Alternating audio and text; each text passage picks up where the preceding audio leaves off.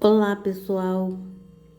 Hoje nós vamos ler o primeiro capítulo do livro O Nome de Jesus.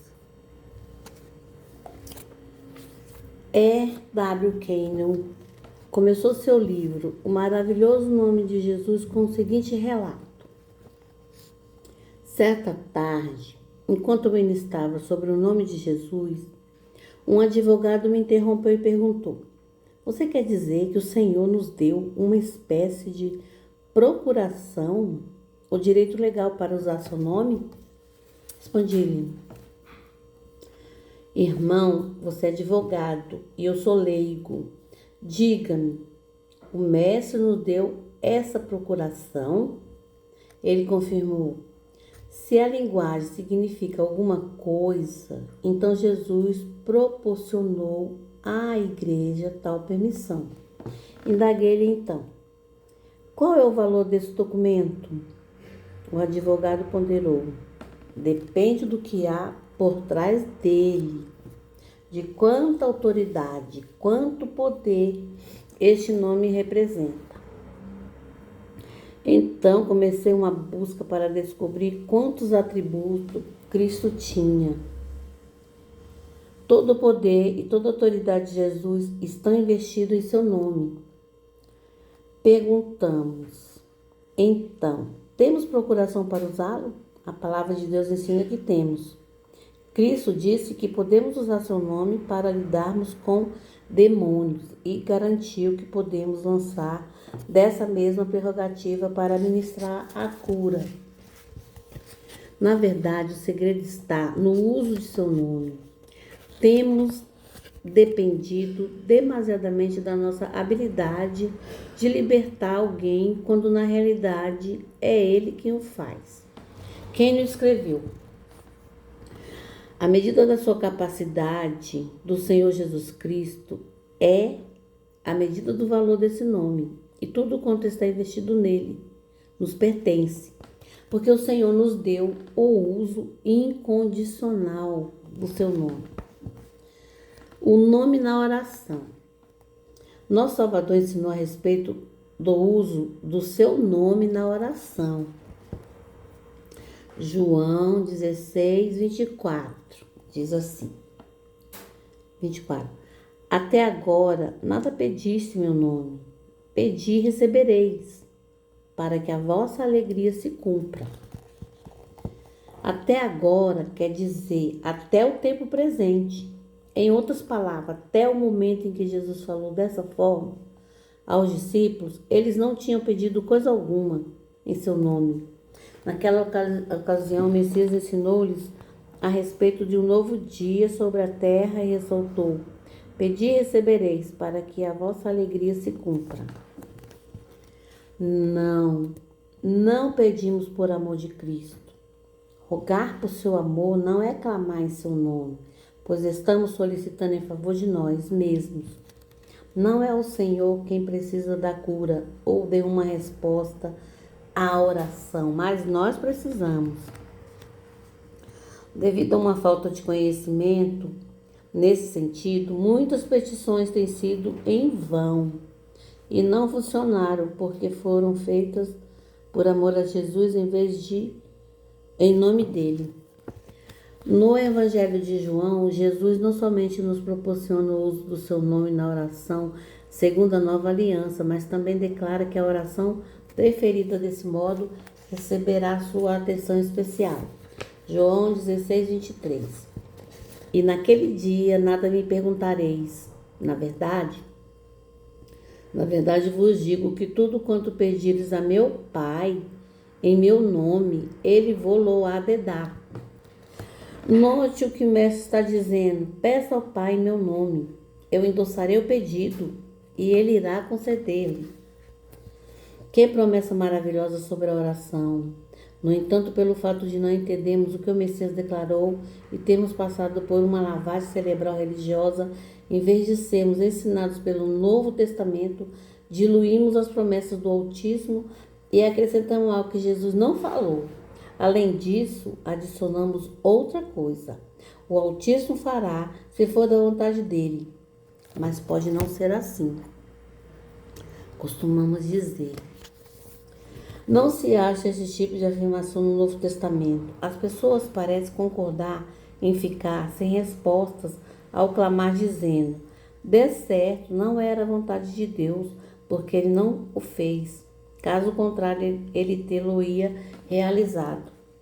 Jesus declarou a vontade do Pai em João 16, 24 e 23. Ou 23 e 24. Converti-me em 22 de abril de 1933. Quando nasci de novo, encontrava-me incapacitado de locomover-me, porque estava no leito da enfermidade. Com a doença, aprendi alguns segredos que compartilho neste livro, sobre a oração e o uso do nome de Jesus. Levei algum tempo para compreender, pois fiquei 16 meses confinada à cama. Mas em agosto de 1934, passei a fazer a oração da fé e recebi minha cura.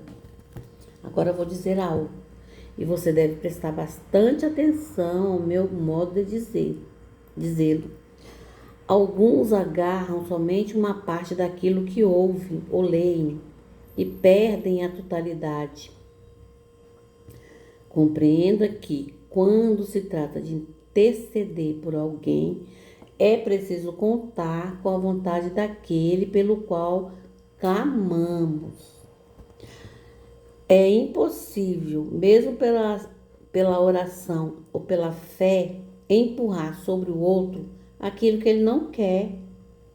Se pudéssemos, passaríamos a salvação para todos, não é?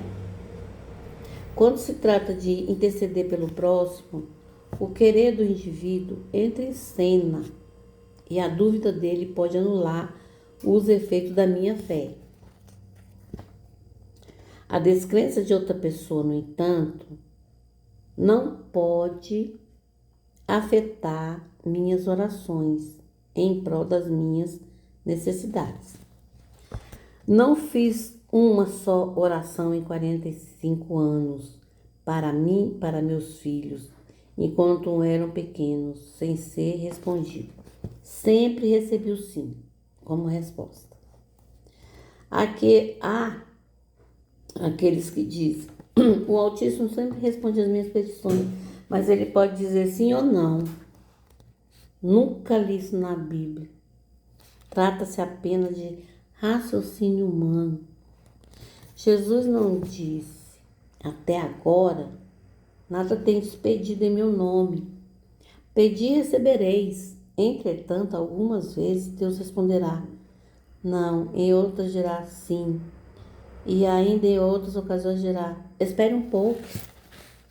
Muitos têm acrescentado esse tipo de afirmação à Bíblia, na tentativa de saber por que uma oração não tem funcionado para eles.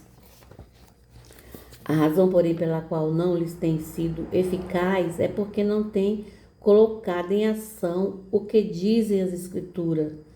Se não funcionasse para mim, seria porque eu não estava em harmonia com a palavra.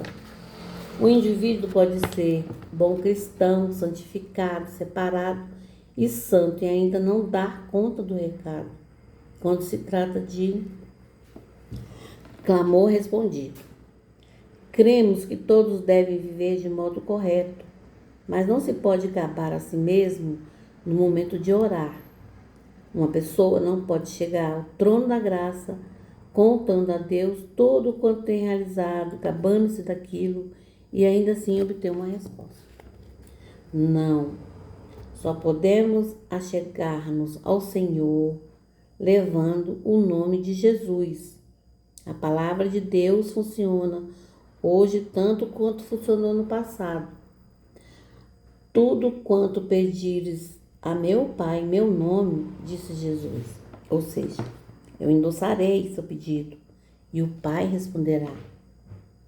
Quem não diz? Isso coloca a oração em uma base puramente legal, porque ele nos deu o direito legítimo de usar seu nome. À medida que assumimos nossos privilégios e direitos, segundo a nova aliança, e oramos em nome de Jesus, o assunto passa das nossas mãos para as mãos dele. O Senhor então assume a responsabilidade daquela oração e sabemos que ele diz: Pai, graças te dou porque me ouvistes. Aliás, eu sabia que sempre me ouve. João 11, 41, 42. Em outras palavras, certamente o Pai sempre ouve o Filho. E quando oramos em nome de Jesus, é como se o próprio Cristo estivesse orando. Ele toma o nosso lugar. E isso não somente dá legalidade à oração, mas também a torna uma transação prática. Ao clamarmos, ocupamos o lugar do Mestre aqui para cumprir a sua vontade e ele passa a ficar em nosso lugar diante do Pai. O nome no combate. O nome de Jesus deve ser usado no combate às forças invisíveis do mal que nos cercam. Temos assim a autoridade contra todos os poderes das trevas. Marcos 16, 17 e 18. 16. E esses sinais seguirão aos que crerem. Em meu nome expulsarão demônios, falarão novas línguas, pegarão nas serpentes. E se beber alguma coisa mortífera, não lhes fará dano algum. E imporão as mãos sobre os enfermos e os curarão. Outra tradução diz: e esses sinais seguirão. Se alguém o segue, caminha através de você, mas quem o acompanha anda ao seu lado. Essa tradução concorda com a passagem a qual afirma que somos cooperadores com ele. 2 Coríntios 6. Literalmente no grego, Marcos 16, 17 declara: estes sinais acompanharão os crentes em nome, farão. Cada filho de Deus é um cristão. Logo, se tais sinais são operados em nome dele, esse grande privilégio pertence a todos nós. Em meu nome, expulsaram demônios, falaram novas línguas. Temos o direito de falar em línguas em nome de Jesus. Pegarão a serpente, se beberem alguma coisa mortífera, não lhes fará dano algum. Imporão as mãos sobre os enfermos e os curarão. Nesse texto, Jesus revela sua parte na grande comissão de Esqueno. Examinemos o grandioso documento em Mateus. Mateus 28, 18 a 20. 18. Chegando-se Jesus, falou-lhes dizendo: é-me dado todo o poder no céu e na terra. Portanto, ide, ensinai todas as nações, batizando-as em nome do Pai, do Filho e do Espírito Santo. 20. Ensinando-as a guardar todas as coisas que eu vos tenho mandado, e eis que eu estou convosco todos os dias, até a consumação dos séculos. Amém. A tradução de Almeida, revista e corrigida, registra que Jesus disse: todo poder. Outras palavras gregas são traduzidas por poder no Novo Testamento. O export direct of New Testament of the W.E. Vine demonstra que o termo poder, neste caso, é uma expressão mais frequentemente traduzida por autoridade. Assim dizem muitas versões. Jesus afirmou: toda autoridade me foi dada no céu e na terra. Mateus 28, 28. Ora, se você parar de ler exatamente nesse ponto, talvez possa regozijar-se, dizendo: graças a Deus, Cristo tem autoridade no céu e na terra, pode fazer tudo quanto ele desejar. Todas as coisas dependem dele. Isso, porém, não é tudo.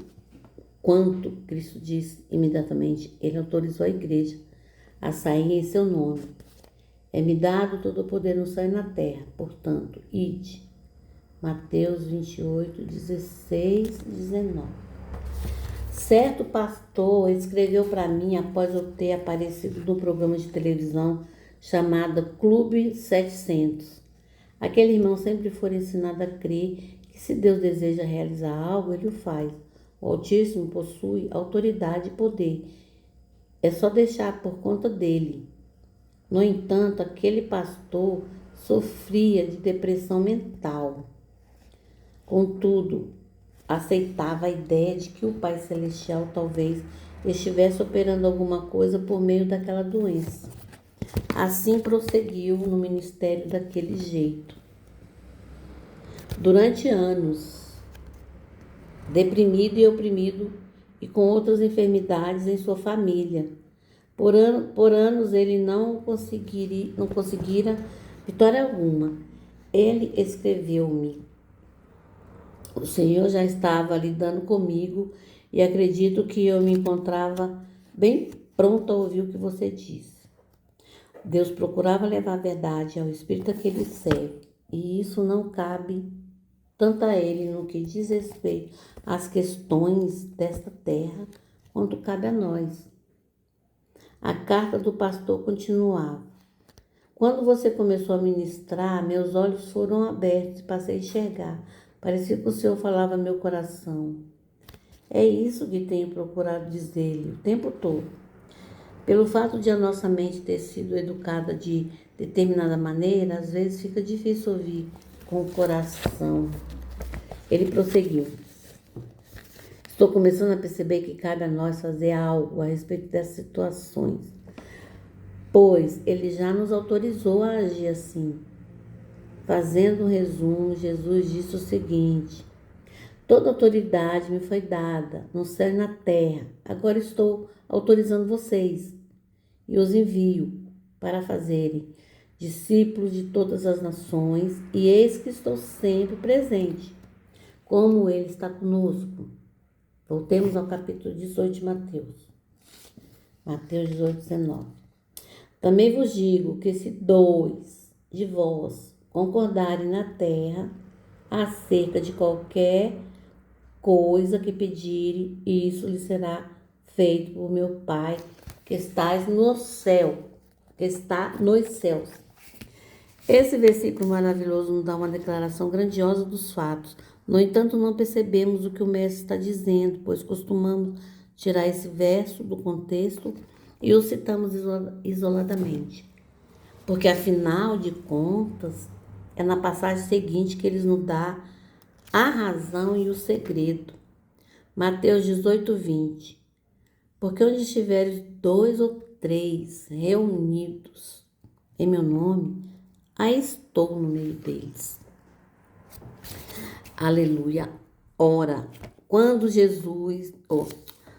Quando lemos o versículo 20 e o tiramos do seu contexto, citando sozinho o que dissemos, é certo, sem dúvida, mas deixamos a impressão de que isso é o impacto total do verso. Um exemplo disso é quando nós reunimos em um culto na igreja e dizemos: o Senhor está aqui, porque Ele disse que onde estivesse 2 ou 3 reunidos em meu nome, Ele estaria. Isso é verdade, em certo sentido, mas não é realmente aquilo que se trata do versículo. Isso não se refere exclusivamente a um culto na igreja, mas sim a 2 ou 3 pessoas na terra em mútuo acordo. Ele declara que isso funcionará para 2 ou até mesmo para as 3. Em verdade, vos digo que tudo que ligares na terra será ligado no céu, e tudo que desligares na terra será desligado no céu. Também vos digo que se 2 de vós concordarem na terra acerca de qualquer coisa que pedirem, isso lhes será feito por meu Pai que está nos céus. Porque onde estiverem 2 ou 3 reunidos em meu nome, aí estou eu, no meio deles. Mateus 18, 18.